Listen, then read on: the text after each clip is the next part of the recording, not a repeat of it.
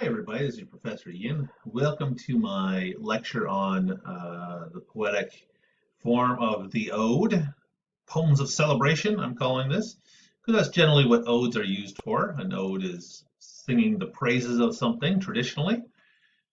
So traditionally, it comes from the Greek tradition. It comes from the ode. The name itself comes from the Greek word, and my Greek pronunciation. Ancient Greek is pretty bad, so adian, which means to sing or to chant.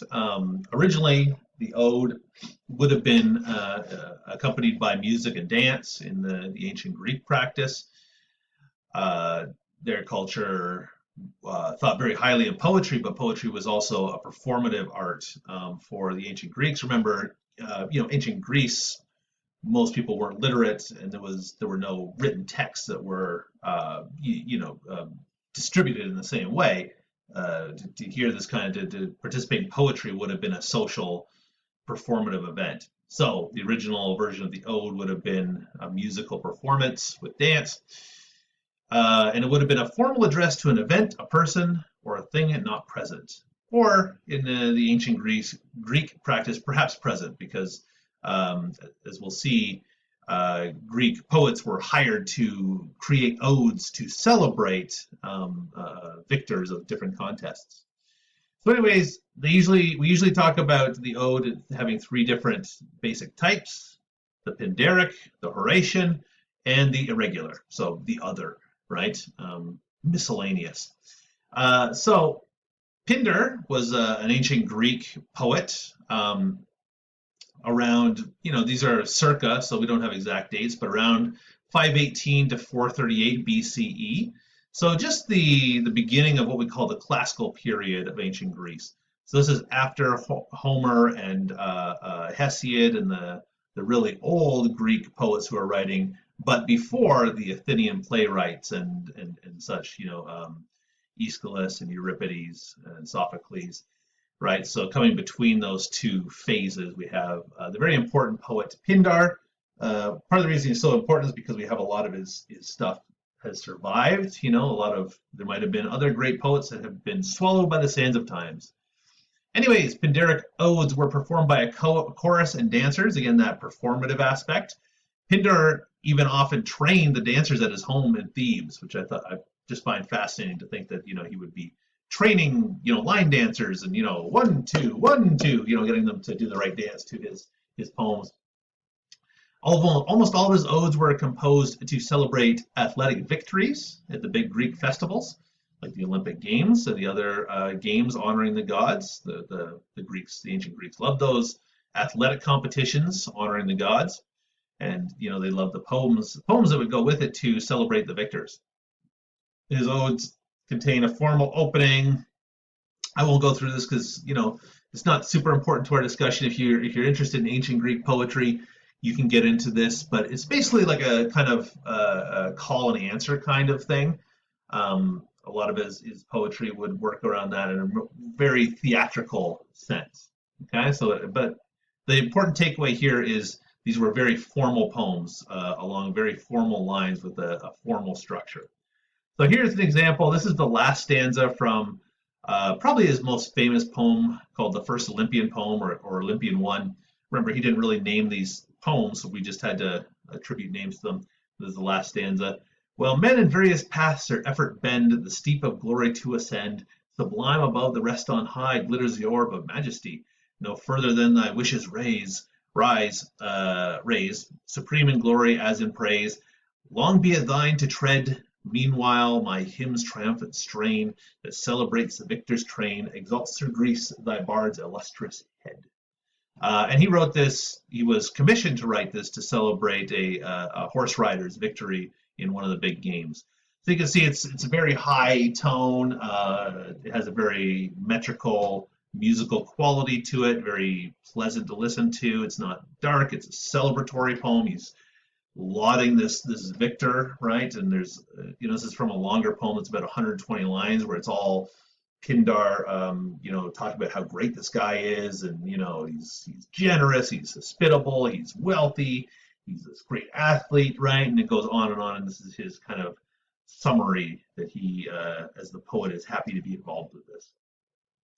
So that's Pindar. He, there were other ancient Greek poets working with this form, but he is the most famous and most renowned for his work with the ode. Later, Horace, the Roman poet, would also pick up the ode as a form and make it very popular amongst Roman audiences and very influential later on. Both Pindar and Horace are, super influential on later poets. That's why we attribute, the ode, the forms of the ode to these two figures. For Horace, when he wrote odes, he was generally more tranquil and contemplative than the Pindaric ode, less formal, less ceremonious, and better suited to quiet reading than theatrical production. When Horace is writing, he was writing for a literary audience. He was publishing his works in a different way than Pindar would have been. Pindar was very much about the performance and, as I said, dancers and the chorus.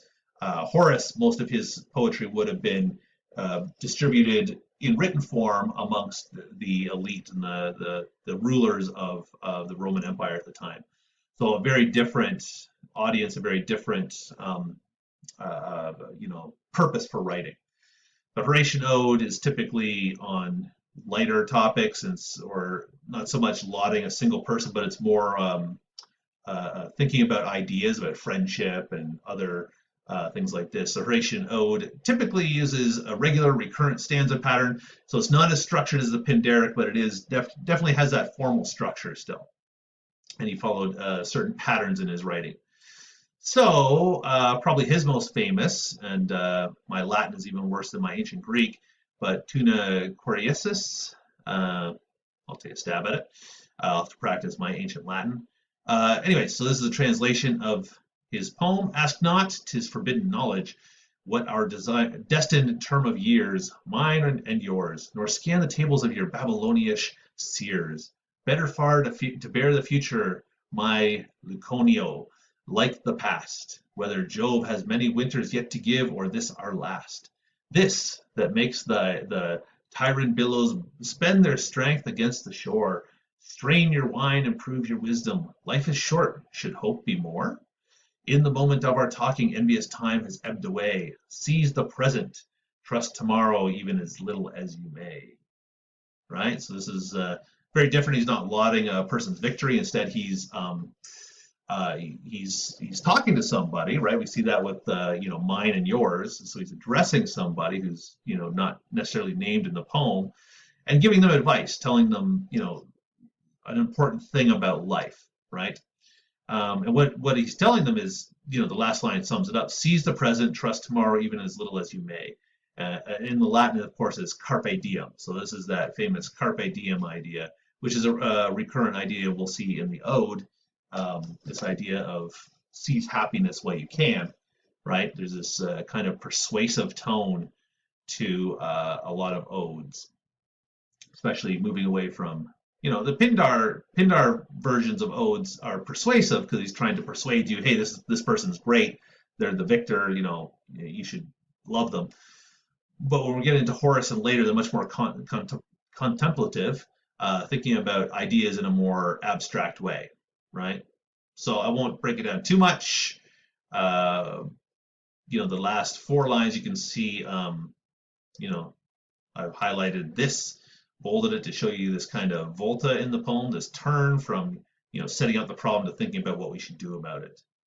Okay, so this takes us further to irregular odes. So, this is just kind of a term for all other kinds of odes, right? So it employs all manners of formal possibilities. It doesn't have to have a set structure, rhyme scheme, right? It's just following this general idea of the ode, retaining the tone and thematic elements of the classical ode, right? So some of those things are allusions and apostrophes. These are two literary devices that are often used in odes.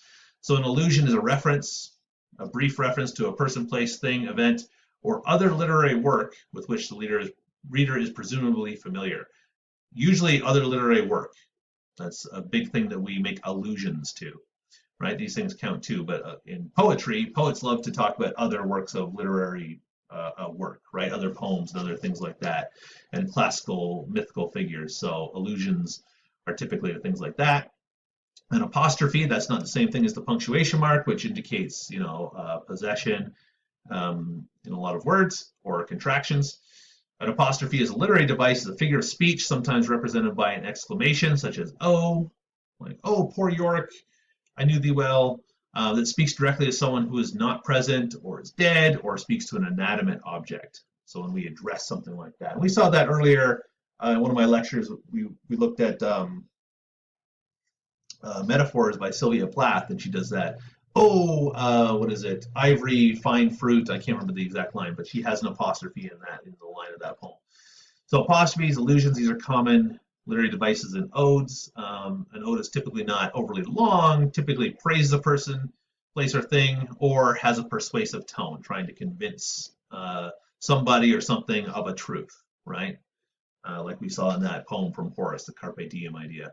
So let me just go through this last poem as an example of an irregular ode. This is from John Keats, Odon, Melancholy. And John Keats was part of what we call the Romantic movement, and the Romantics loved odes. They wrote a lot of odes. Part of this was going back to the classical model, and part of it was reinventing that model to use it to think about to contemplate on certain things, because they love to contemplate, right? They were less about narrative and some of those other things, but contemplation was big for the Romantics. Anyways, so John Keats, you can see he died early, tragic. He was a great poet. He died very young. Anyway, so no, go not to Lethe, neither twist wolf's bane, tight-rooted for its poisonous wine, nor suffer thy pale forehead to be kissed by nightshade, ruby grape of Proserpine. Make not your rosary of yew-berries, nor let the beetle nor the death moth be your mournful Psyche, nor the downy owl a partner in your sorrows and mysteries. For shade to shade will come too drowsily and drown the wakeful anguish of the soul. I'm not going to go on to read it. You should read the whole thing yourself. Basically, what's happening here, he's talking about melancholy or depression, we might say nowadays. And the first stanza, he's telling you what you shouldn't do. You shouldn't give in to sorrow and depression and, kill yourself, basically, right? That's a wolf's bane and nightshade. These are all ways to kill yourself. Yew-berries, right? The river Lethe is the river of forgetfulness. So you shouldn't kill yourself. Instead, you should, in the second stanza, he's telling you what you should do. You should take pleasure in the things of life, right? And then in the third stanza, he's telling you how to balance sorrow and pleasure, because he does acknowledge that, hey, everything ends eventually, but you have to take your pleasure where you can. So there's a real Carpe Diem feel to this poem as well. Let's just look at the first stanza. You can see the regular rhyme structure, right? The A, B, C, D, E, C, D, E, right? So a regular rhyme structure that he's using. You can see the allusions, right? Persephone, Psyche, these are both figures from classical mythology, right? Persephone is the wife of Hades. Psyche is a famous heroine from Greek mythology. What else? The nightshade and the yew-berries also have literary echoes, right? So he's definitely tying into these more literary themes. The river Lethe, right, which is also from Greek mythology. There's also this apostrophe, no, go not to, right? So he's speaking to somebody. So he doesn't have that, oh, poor Yorick kind of thing, but there's definitely addressed to someone who is not here, some auditor who's listening to this poem. Anyway, so that's just a taste of some odes. We're going to read some more, of course, and take a look at what other people are doing with this, because it's a really malleable form of poetry, right? This whole idea of the irregular ode just means you can do whatever you want formally, but you're keeping some of these basic ideas, right? And again, some things to think about. Generally, odes are positive. They're singing the praises or giving advice to somebody. They have this persuasive tone. They use these kind of more formal elements in their poetic endeavors. Okay, thank you very much.